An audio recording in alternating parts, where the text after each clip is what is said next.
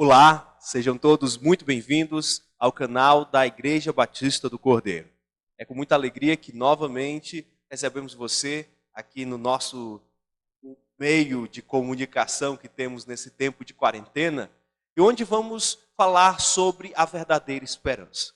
Cada uma das nossas mensagens tem observado um aspecto diferente, aspectos que nos dão esperança em meio a dias difíceis. E é o que precisamos exatamente nesse tempo que temos tido muitas coisas complexas na nossa sociedade, no nosso mundo, e precisamos então justamente do caminho, da direção da palavra de Deus para sustentar e suportar tudo isso.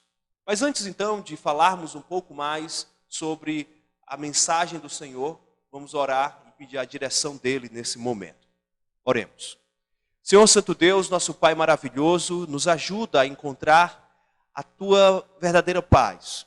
Que possamos então, Senhor, viver para Ti de uma forma que tenhamos alegria no nosso coração, uma alegria perene, não uma alegria sustentada pelos prazeres deste mundo. Ó Pai, nos ajuda a ser instrumentos Teus, instrumentos nas Tuas mãos. Me usa mesmo com os meus pecados, com as minhas limitações, mas usa também esta igreja, usa também cada um das pessoas que têm nos assistido, para que elas sejam bênção nas tuas mãos e que elas possam vencer as suas limitações pessoais, que elas possam vencer os seus pecados e que juntos possamos te servir melhor, Pai. Então, nos ajuda neste momento. É aquilo que nós pedimos em nome do Senhor Jesus Cristo. Amém. Dentro dessa temática, a verdadeira esperança, hoje nós vamos trabalhar algo um pouco diferente. Claro que nós vamos falar de esperança, mas hoje, dia 12 de abril de 2020, é também o dia que comemoramos a ressurreição do Senhor Jesus Cristo. Simplesmente uma das datas mais especiais e mais maravilhosas que tem na igreja do Senhor Jesus Cristo. Então, nós vamos usar essa temática, a verdadeira esperança, e aliar justamente com a mensagem da redenção, da ressurreição do Senhor Jesus Cristo. E você que tem visto já algumas outras mensagens nossas, temos trabalhado o livro de Salmos. E há um salmo que fala basicamente sobre a ressurreição, que é usado muito no Novo Testamento justamente para apoiar a ideia da ressurreição, que é justamente o Salmo de número 16. Nós vamos observar esse salmo por completo. Então, são 11 versículos e nós vamos ler todos esses versículos nesse instante. Então, diz assim a palavra de Deus. Hino de Davi. Guarda-me, ó Deus, porque em Ti me refugio. Digo ao Senhor, Tu és o meu Senhor. Outro bem não possuo, senão a Ti somente. Quanto aos santos que há na terra, eles são os notáveis, nos quais tenho todo o meu prazer. Muitas serão as dores dos que trocam o Senhor por outros deuses. Não oferecerei as suas libações de sangue, e os meus lábios não pronunciarão o nome deles. O Senhor é a porção da minha herança e o meu cálice. Tu sustentas a minha sorte. As minhas divisas caíram em lugares agradáveis. É linda a minha herança. Bendigo o Senhor que me aconselha, pois até durante a noite o meu coração me ensina. Tenho o Senhor sempre diante de mim. Estando Ele à minha direita, não serei abalado. Por isso o meu coração se alegra e o meu espírito exulta, até o meu corpo repousará seguro. Pois não deixarás a minha alma na morte, nem permitirás que o teu santo veja a corrupção. Tu me farás ver os caminhos da vida, e na tua presença há plenitude de alegria. À tua direita há delícias perpetuamente. Este salmo é um salmo de Davi. E o rei Davi está louvando ao Senhor justamente porque Deus havia confirmado para ele uma herança preciosa. não só uma herança de riqueza, uma herança de reinado, mas uma herança para a humanidade, a herança do Messias. E esta herança, então, estaria ligada à casa de Davi, ligada à sua descendência. Isso, então, dava esperança de eternidade para toda a casa de Davi, todos aqueles que seguiam os passos de Davi, eram crentes como Davi, mas também para todos aqueles que confiam no Senhor e que sabem que o seu Messias viria justamente para derrotar o mal neste mundo. Essa é a maior promessa, a maior expectativa que existe ali no Antigo Testamento. Nós sabemos dessa aliança justamente quando nós olhamos lá em 1 Crônicas, capítulo 17, versículos do 11 ao 14. E aqui é um momento muito sublime que Davi está pensando em fazer a casa de Deus, lembrando que no tempo de Davi ainda não tinha um templo. Então, Davi tem a ideia de construir um templo para Deus. Mas o que vai acontecer é que Deus, ele não vai permitir que Davi construa o templo nos seus dias. Mas ele vai dar algo muito mais precioso do que a construção do templo. Vou ler aqui para vocês alguns trechos de 1 Crônicas 17. E diz assim: quando se cumprirem os seus dias, e você for para junto de seus pais, ou seja, Davi iria morrer, então farei surgir, depois de você, o seu descendente, ou seja, alguém da sua linhagem, um dos seus filhos. Estabelecerei o reino dele. Então, aí vem alguém que vai ter um reino. Davi já era rei, mas ele vai ter um outro tipo de reino. Este edificará um templo para mim, e eu estabelecerei para sempre o trono dele. Então, vai haver um templo, né, aqui e um reinado eterno, um trono eterno para esse descendente de Davi. E eu lhe serei por pai e ele me será por filho. Não tirarei dele a minha misericórdia, como a retirei daquele que for rei antes de você. Ou seja, então, esse descendente vai ter uma linhagem real eterna. Mas o confirmarei na minha casa, no meu reino para sempre. E o trono dele será estabelecido para sempre. Capítulo 17 de 1 Crônicas fala várias vezes: para sempre, para sempre, para sempre. Ou seja, ele está falando aqui de um reino eterno.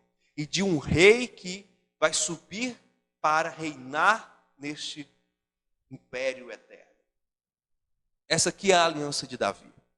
Davi, então, recebe esta aliança simplesmente pela graça de Deus, porque a gente sabe que Davi tinha seus pecados, mas Deus resolveu escolher Davi.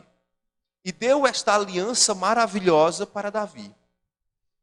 E aí, Davi, ele então vai ser confirmado como aquele que da sua descendência vai vir o Messias. Porque nós sabemos que só o Messias é que de fato poderia assentar-se no reino eterno. E Davi vai agradecer. Lá em 2 Samuel, capítulo 7, versículos 28 e 29, vai ter o agradecimento justamente desta aliança. Então, diz assim: agora, pois, ó Senhor, tu mesmo és Deus, e as tuas palavras são verdade, e tens prometido ao teu servo este bem.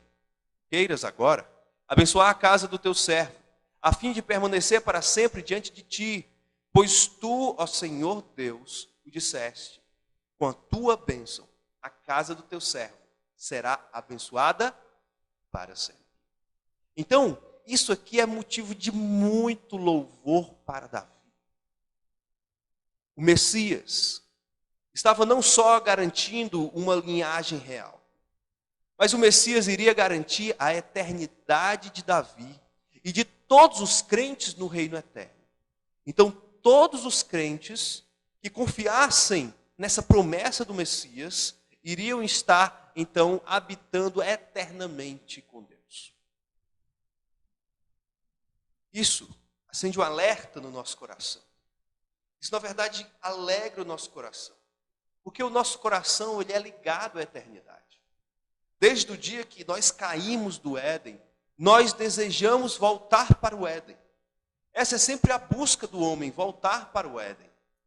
Adão e Eva receberam, sim, uma mensagem de que haveria um descendente, haveria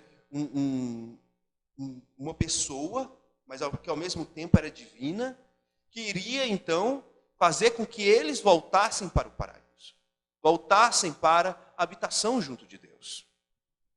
Então, Davi, ao receber esta aliança, ele está também entendendo que Deus está garantindo para ele e para os crentes uma vida eterna ao lado dele, ou seja, retornar para o Éden, retornar para uma eternidade no gozo do Senhor. Só que o senso de eternidade que está no coração de praticamente toda pessoa, muitas pessoas têm sido enganadas pelos ídolos desse mundo. Muitas pessoas têm sido ludibriadas pelos prazeres que os ídolos trazem. E cada vez mais que as pessoas decidem se afastar de Deus, elas acabam caindo em uma vida sem sentido, sem propósito, uma vida vazia de fato. Justamente porque Deus é que pode suprir aquilo que o nosso coração precisa. Então, o Salmo 16 é um salmo que fala exatamente sobre a alegria, da alegria de se estar junto de Deus e como Deus pode transformar, sim, o nosso coração.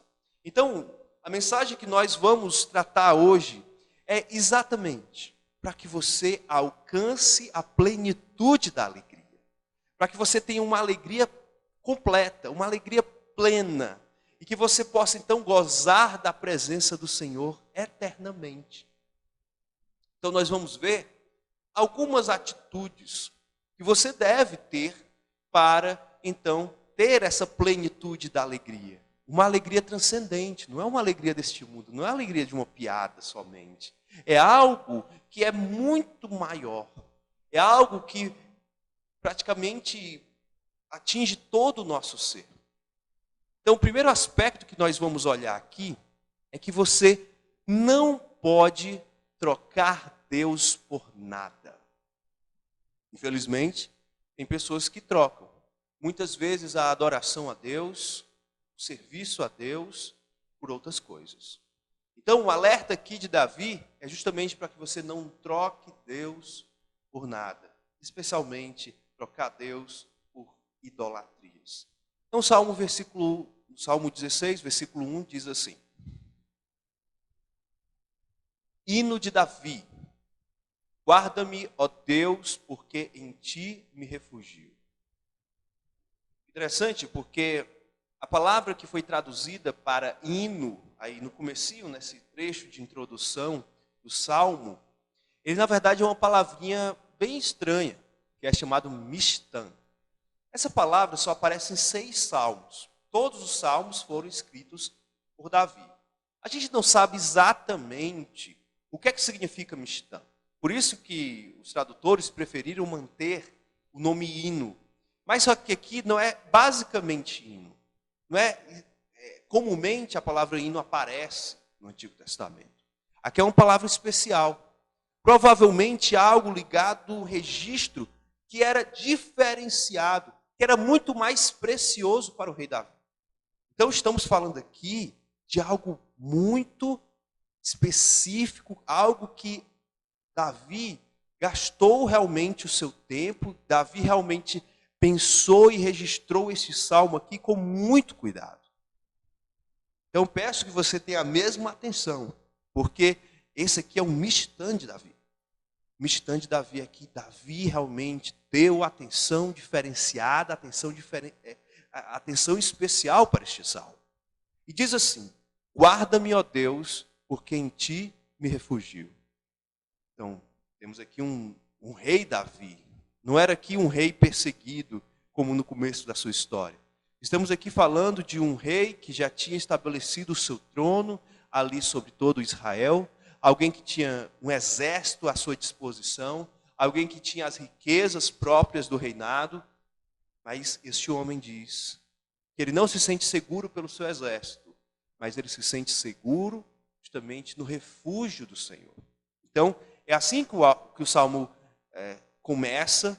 Isso aqui é importante, porque essa vai ser o ambiente, vai ser o ambiente aqui que o rei Davi vai estabelecer para o Salmo.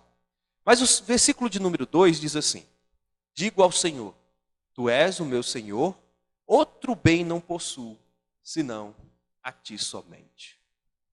Ele diz, olha, eu tenho muitas riquezas, eu tenho muitos bens, eu tenho muita gente ao meu dispor, mas nenhuma dessas coisas são de fato prazerosas, são de fato preciosas.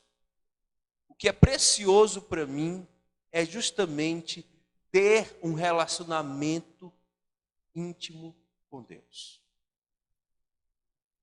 O mesmo Davi, sendo um dos homens mais ricos de Israel, ele considerava que o seu relacionamento com Deus era a sua maior riqueza. E a gente pensa então que muitas vezes a gente troca um tempo de igreja, um tempo de devocional, um tempo de realmente se entregar ao Senhor por tantas banalidades, por tantas coisas que não fazem muito sentido. Muitas vezes nós deixamos de lado o serviço ao Senhor, as programações da casa do Senhor, por besteiras. Mas Davi está dizendo aqui que isso não faz sentido, porque o Senhor é o seu maior bem, é o seu bem mais precioso. Então, com isso, ele encontrou, de fato, a sua maior riqueza. Aí vai vir o versículo de número 3, que vai dizer o seguinte: quanto aos santos que há na terra, eles são os notáveis, dos quais tenho todo o meu prazer. Aqui, nós percebemos que o salmista, o rei Davi, ele entende que os crentes sinceros são dignos de toda admiração. Justamente porque esses crentes estão agindo como o próprio rei Davi. Porque eles realmente entendem que a sua confiança em Deus é a sua maior riqueza. Por isso que ele está dizendo, os santos, ou seja, são os crentes, os convertidos, aqueles que vivem para Deus, esses de fato são os notáveis. São aqueles que merecem destaque, são aqueles que são observados justamente pelos olhos do Senhor. Eles são dignos de fato de muita admiração, porque eles confiam as suas vidas em Deus. Então, se você é crente, você é uma pessoa notável. Você é uma pessoa que causa admiração justamente no povo de Deus, porque você tem entregue a sua vida a Deus. O que demonstra que você, de fato, é um crente sincero, é a sua dedicação nessa obra. Se você faz questão de se notar, de se deixar ser notado, justamente por causa do serviço do Senhor. Então, o salmista vai dizer aqui que é digno de admiração, que é notável aquele que, de fato, se comporta como crente, que gosta de viver como um convertido neste mundo cheio de pecado. E daí vem o versículo de número 4, que é onde eu quero gastar um pouquinho mais de tempo. E o versículo de número 4, ele fala o seguinte: muitas serão as dores dos que trocam o Senhor por outros deuses. Não oferecerei as suas libações de sangue, e os meus lábios não pronunciarão o nome deles.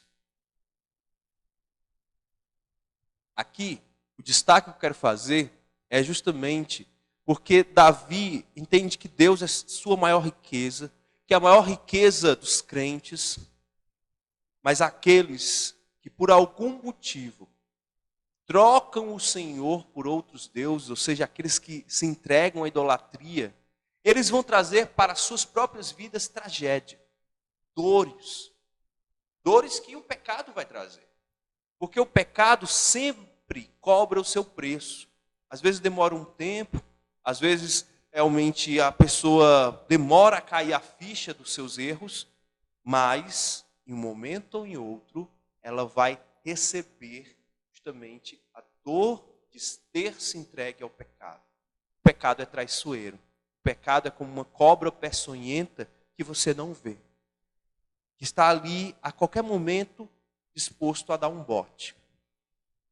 Então Davi, ele está fazendo um compromisso pessoal de não fazer como estes que têm se entregue à idolatria, que têm se deixado levar por um caminho tortuoso, um caminho de distância de Deus, mas ele vai dizer que ele não vai oferecer libações de sangue. Libação é uma espécie de líquido que era colocado muitas vezes em cima de uma pedra, em cima de algum altar, né, para que essa libação ali servisse como uma ideia de sacrifício. Tá? Então, uma espécie de oferenda que era entregue àqueles deuses. Tá? A questão de libação de sangue é que a libação de sangue é muitas vezes ligada ao Deus de Israel, né, justamente por conta de todos os sacrifícios cruentos, aqueles que tinham sangue. Então, isso está muito ligado ao Deus de Israel. Só que o que o salmista está dizendo aqui, o que o rei Davi está dizendo, é que ele não vai fazer isso que deve ser exclusivamente para o Senhor, para outros deuses. Ele nem vai ficar clamando, orando, falando, rezando a outro tipo de Deus. Mas ele vai se focar no Deus das Escrituras. Ele não vai gastar seu tempo em outros deuses. Talvez você se pergunte, mas pastor, hoje em dia, a gente não tem tantas estátuas na nossa sociedade, aqui no Brasil. Tem algumas estátuas ali dos católicos, mas já é muito menos do que se havia no passado. Mas será que essa ideia de idolatria é apenas uma idolatria a deuses de barro? A deuses fabricados por mãos humanas? Muitas vezes, os ídolos se escondem no coração. Ao invés da pessoa que ela compreende que há um Deus, compreende que há uma força acima de todas as coisas, e esta pessoa, ela se afasta do caminho que deveria ser o correto, que é um caminho de entrega ao Deus verdadeiro, ela vai seguir os desejos do seu próprio coração. Muitas vezes, ela quer se entregar aos seus próprios prazeres. Tem até uma imagem, talvez vocês estejam vendo aí, é a imagem de alguém praticamente orando, pedindo ou se dobrando diante de uma garrafa de cachaça. Isso é o que acontece com muitas pessoas. Se entregam a vícios, justamente porque os vícios acabam ajudando aquela pessoa a falsear a sua alegria, a falsear a sua felicidade. Por conta disso, então essa pessoa, ela vive em uma desgraça. E é uma tragédia. Trocar o amor de Deus pelos ídolos vazios deste mundo. Então, quando as pessoas se entregam a prazeres desmedidos, prazeres que não são orientados pela palavra de Deus, o pecado, que em um primeiro momento parece algo muito agradável, algo muito bom, depois esse pecado vai cobrar o preço. E quando vai cobrar o preço, vem a fatura ali do pecado, ela vem de uma vez, e vem de uma forma muito cruel. E vai exigir muito de você. Então, é uma desgraça, é uma tragédia. Trocar o amor de Deus, o amor do Deus santo e verdadeiro, pelos ídolos vazios deste mundo. Sejam ídolos fabricados por mãos humanas, ou sejam ídolos fabricados no coração humano. Então é o que temos que refletir. Precisamos nos afastar deste caminho. Não devemos trocar Deus por nada, simplesmente porque Deus é a nossa maior riqueza. E isso é o que vamos ver exatamente no segundo ponto, e uma segunda atitude que nós devemos aplicar para realmente alcançar a plena alegria no Senhor. É que Deus, de fato, é o seu maior tesouro. Deus é aquilo mais precioso que você tem. Então você precisa encarar isso na sua vida. Você precisa demonstrar isso na sua vida. Então temos os versículos 5 e 6. Diz assim: o Senhor é a porção da minha herança e o meu cálice. Tu sustentas a minha sorte. As minhas divisas caíram em lugares agradáveis. É linda a minha herança. Começa exatamente com um destaque. O Senhor é a porção da minha herança. Ou seja, o Senhor é aquilo mais maravilhoso que eu recebi. Na verdade, não foi eu que fui lá buscar, porque fala aqui de uma herança. É algo que você recebe, é um presente que você recebe. Não foi você que conquistou, você recebeu de alguém. Então, você recebe algo dado por Deus, é uma dádiva de Deus. E o Senhor, Ele permite que você o veja. Permite que você se relacione com Ele.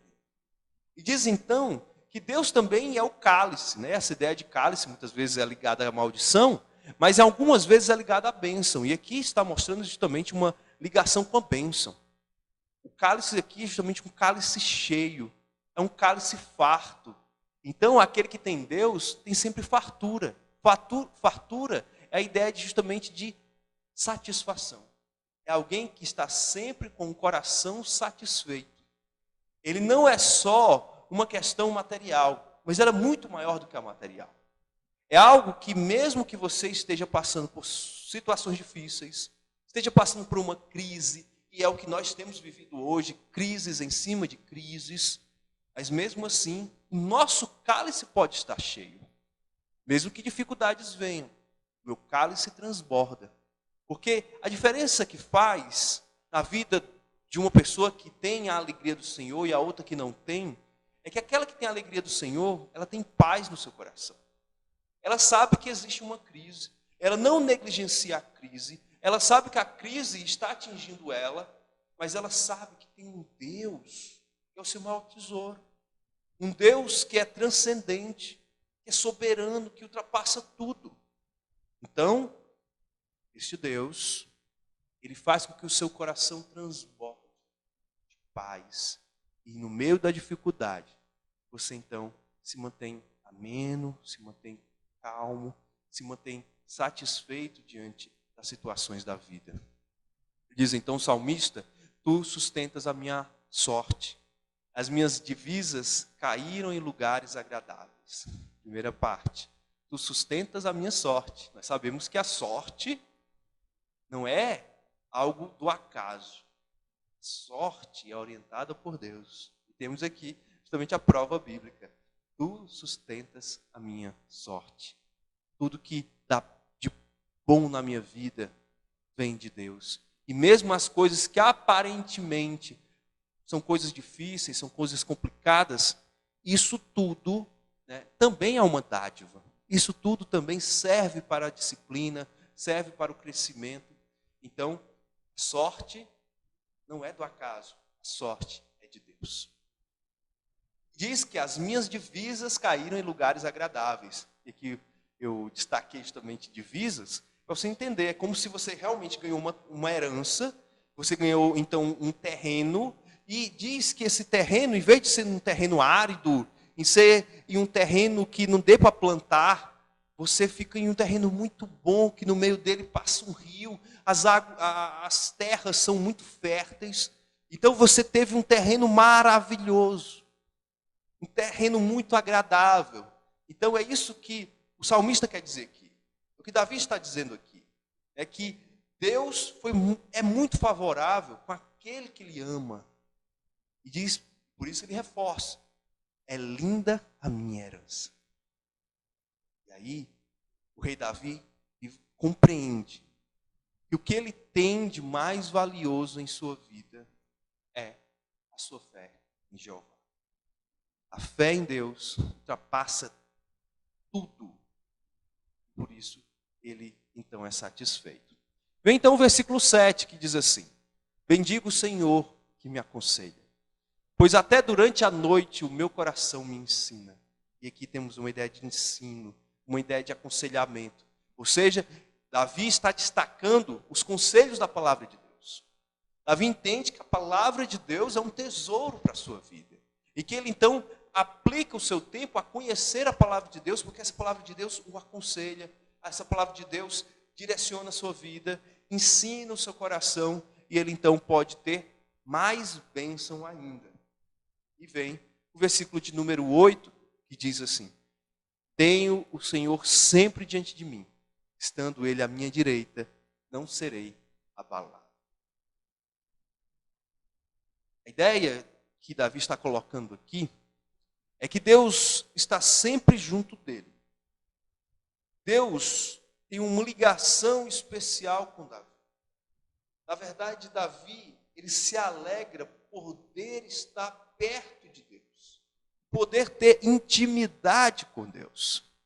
E essa ideia aqui, estando ele à minha direita, não serei abalado, nós devemos entender essa ideia como uma ilustração de um exército. E a ideia justamente dessa ilustração é que dentro do exército, um grupo, ficava ali, um protegendo o outro. Então, na mão esquerda ficava o escudo, na mão direita ficava a espada. Então, é a ideia de que aquele que está à sua direita está o protegendo dos ataques. Então, essa aqui é uma linguagem bem militar, mas que era muito comum ali naquela época, principalmente Davi, que era um rei guerreiro. Então o salmista entendia que também era uma riqueza ter uma segurança, um cuidado especial de Deus. Então, coloque no seu coração, enxergue que Deus, Ele é o seu maior tesouro. É aquilo que você tem de mais precioso. Por isso você não pode trocar Deus por nada. Como é que você vai trocar uma coisa que é muito, muito, muito valiosa por outra coisa que tem menos valor? Então, quando você entende que Deus é o seu bem mais precioso, você não vai trocar. Porque Deus é a sua carta mais valiosa. Deus é o seu bem que não tem como comparar com nenhum outro. Então, como é que você vai trocar isso por uma coisa de menor valor? Seria burrice. Então não faça isso. Deus de fato é o seu maior tesouro. Isso então vai nos fazer enxergar, e aqui é o maior propósito aqui da nossa mensagem, que é para você chegar a ter uma atitude de plena alegria, você precisa enxergar que a bênção que você tem é a bênção da ressurreição. A ressurreição vai ser uma bênção maravilhosa e algo prático para te trazer uma alegria verdadeira. Então enxergue a bênção da ressurreição. Temos aqui os versículos 9 e 10, que diz assim: por isso o meu coração se alegra e o meu espírito exulta, até o meu corpo repousará seguro, pois não deixarás a minha alma na morte, e nem permitirás que o teu santo veja corrupção. Que é muito especial, meus irmãos, porque o salmista aqui, ele vai entender que a sua vida não está segura apenas agora, mas que a vida aqui do salmista, do rei Davi, vai estar segura por muito, muito mais tempo. Mesmo que ele morra, ele sabe que há algo que vence a morte. E aí vem justamente a ideia do versículo 10. Pois não deixarás a minha alma na morte. E aqui a ideia, no original, a ideia basicamente do Sheol, a ideia do Hades, a ideia de um lugar de morte. Então, aqui na nova versão da Almeida, nós temos justamente já a tradução à palavra morte, mas é basicamente a ideia de cova, a ideia de um mundo dos mortos. Então, temos aqui a ideia que não permitirás que o teu santo veja corrupção. O que o Davi está fazendo aqui é conectar essa aliança que eu falei lá no começo, a aliança do Messias, que ele tinha recebido de Deus, com justamente as bênçãos da eternidade. O rei Davi aqui está fazendo algo magnífico. Ele não está pensando só nos dias de hoje, mas ele está pensando no futuro, está pensando na sua eternidade. E aqui é interessante porque algumas pessoas confundem. Algumas pessoas acham que nem permitirás que o teu santo. E aí a ideia desse teu santo, alguns vão dizer que aqui Davi está falando dele mesmo. Mas será que é verdade? Porque diz que este santo não vai ver corrupção. Ou seja, o corpo, depois da morte, o corpo ali daquele que morreu, nós sabemos que se corrompe. Ele vai se deteriorar, ele vai ser consumido, depois da morte. Mas ele está dizendo que não vai haver corrupção. E aqui eu trago uma imagem para vocês.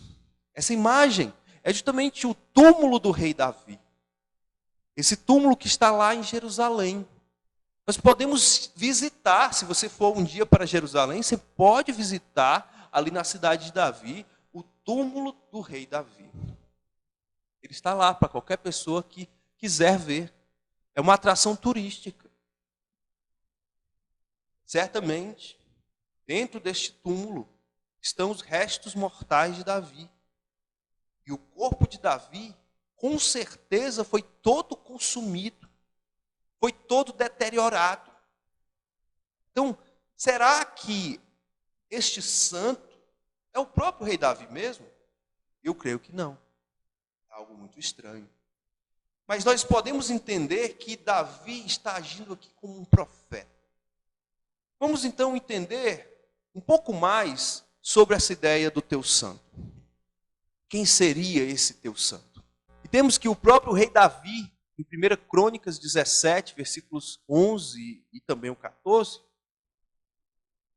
Davi vai receber da aliança de Deus a seguinte informação: depois de você, o seu descendente, ou seja, a ideia de um descendente, ele vai vir e o trono desse descendente será estabelecido para sempre. O trono de Davi não ficou estabelecido para sempre. A gente sabe que Davi morreu, depois vieram os filhos de Davi. Então, não está se falando aqui sobre Davi, mas a ideia é falando de um descendente, e que esse descendente vai ter um governo perpétuo. Então, já temos aqui uma noção de que há algo diferente com esse descendente. Mas, quando a gente volta um pouquinho atrás, nós temos um outro homem que recebeu também uma aliança de Deus, que foi Abraão. E Abraão, lá em Gênesis 2, 12, versículo 3, diz assim: e em ti serão benditas todas as famílias da terra. Será que Abraão tem o poder de abençoar todas as famílias da terra? O patriarca Abraão, com seus defeitos, com suas realmente várias debilidades, será que ele tem condições de abençoar todas as famílias da terra? Então, certamente, esta aliança, ela é muito maior do que a vida do próprio Abraão. Assim como a aliança de Davi era maior do que a vida do próprio Davi, aqui, esta aliança de Abraão, ela extrapola a vida de Abraão. Nós sabemos aqui que está falando de um ser que tem condições de vencer tudo e abençoar, então, todas as famílias da terra. E quando a gente volta mais, bem no comecinho do Gênesis, logo após o pecado, diz assim, Gênesis 3,15: e porém inimizade entre ti e a mulher, entre a tua descendência e o seu descendente. Este te ferirá a cabeça, e tu lhe ferirás o calcanhar. Temos aqui a ideia do ungido, do escolhido de Deus, do descendente de Deus, do filho de Deus, que vai vir para ferir a cabeça da serpente. Então, a bênção de Abraão e a bênção principalmente de Davi, não estão falando deles mesmos, não estão falando de seres humanos convencionais e pecadores. Está falando aqui de um descendente, separado por Deus, escolhido por Deus para abençoar toda a humanidade. Pedro, lá no seu sermão, em Atos 2, vai lembrar disso.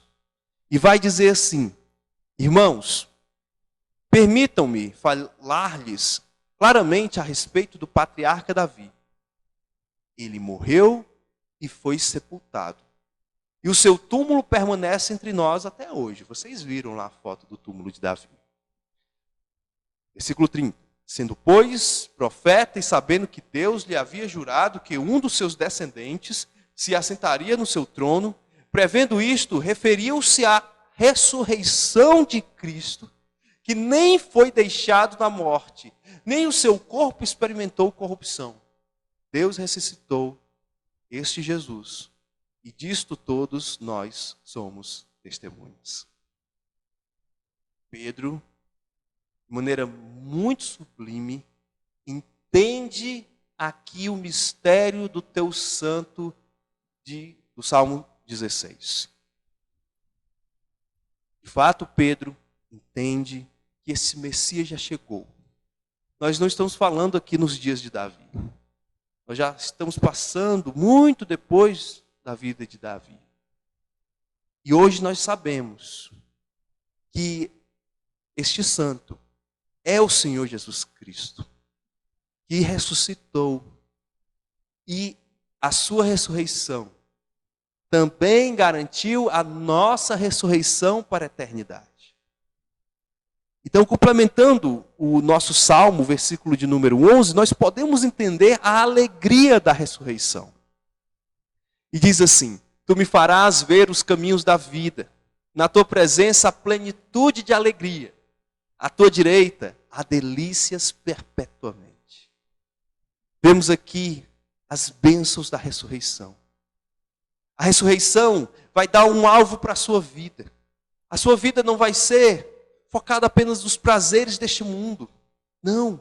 Você vai buscar algo sublime, transcendente, algo que ultrapassa as questões desta vida.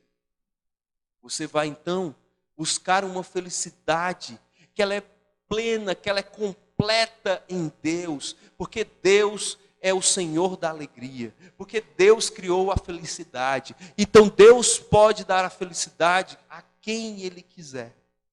Então, aqueles que recebem a ressurreição, a garantia da ressurreição, estes terão o seu coração pleno de alegria. E por fim, essa alegria, ela não vai ser por um tempo, não vai ser passageira, mas sim vai ser uma alegria permanente, um prazer para toda a eternidade. Por isso que diz, há delícias perpetuamente. A ressurreição das nossas próprias vidas vai nos dar uma vida eterna ao lado de Deus. E isso, certamente, é um sinônimo de felicidade. A certeza da ressurreição deve transbordar o seu coração de uma alegria transcendente, de uma alegria que ultrapassa esse mundo. Vai te dar uma alegria que ela é totalmente diferente de tudo que existe nesse mundo. Então, creia na ressurreição de Jesus. Jesus ressuscitou, mas ressuscitou também para trazer a sua ressurreição no tempo certo, no tempo determinado por Deus. Mas você também vai participar da ressurreição de Jesus. E assim como Davi está se alegrando na ressurreição do Cristo, do Messias, nós também devemos nos alegrar com esta mesma ressurreição. Porque isso nos dá um norte, nos dá um caminho, isso traz uma alegria perene ao nosso coração e que vai nos acompanhar por toda a eternidade. Cientes disso, podemos então tirar algumas reflexões, algumas práticas para as nossas vidas, baseado em tudo isso que nós observamos do Salmo 16. A primeira reflexão que podemos tirar aqui: será que você tem colocado Deus como primeiro em tudo de sua vida? Em todas as áreas da sua vida, você realmente compreende que Deus é a primazia? Nada tem ficado acima de Deus na sua vida? Isso é muito comum. Muitas pessoas acabam colocando trabalho, acabam colocando dinheiro, acabam colocando a própria família, enfim, colocam ídolos acima de Deus. Trocam Deus pela idolatria. Devemos ter muito cuidado. Ter muito cuidado com essa questão, porque isso pode realmente acabar com a nossa vida. Pode transformar a nossa vida em uma grande tragédia. Mais uma segunda reflexão que podemos tirar de todo esse texto, que Deus é o que temos de mais precioso. E nós precisamos evidenciar isso no nosso testemunho, na nossa vida. Não podemos deixar isso de lado. Nós devemos, de fato, estar juntos do Senhor, estar bem pertinho do Senhor e compreender que o Senhor é precioso, que o Senhor é maravilhoso. E por Ele ser maravilhoso, nós devemos, então, mostrar ao mundo que esse Deus existe e cuida de nós. Devemos ser notados como crentes neste mundo. E uma terceira e última reflexão. A ressurreição do Messias é a garantia que entraremos na eternidade com Deus.